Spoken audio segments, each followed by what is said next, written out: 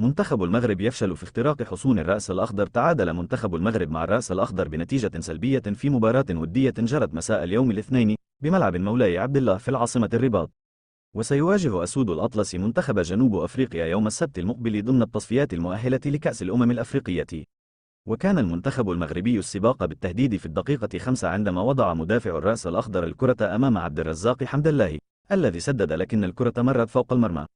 ورد منتخب الرأس الأخضر لمحاولة من منديزي الذي حاول مباغتة الحارس منير المحمدي بتسديدة، لكن الكرة مرت بمحاذاة المرمى. ونجح منتخب الرأس الأخضر في سد المنافذ على لاعب الأسود بالتكتل الدفاعي، ولم يجد المهاجمون المساحات للتهديد. وانتظرت كتيبة المدرب وليد الركراكي الدقيقة 40 لوضع مرمى الرأس الأخضر تحت تهديد حقيقي، عندما استغل عمران لوزا خطأ ارتكبه مدافع من الرأس الأخضر، فانفرد بالحارس جوزيمار وتصدى الأخير للكرة.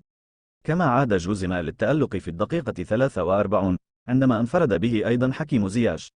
ومع بداية الشوط الثاني أجرى الركراكي 3 تغييرات، وأشرك كل من يوسف النصيري وجواد يميق وأسامة الإدريسي بدلا من عبد الرزاق حمد الله وإسماعيل قندوس وعبد الحميد صابيري.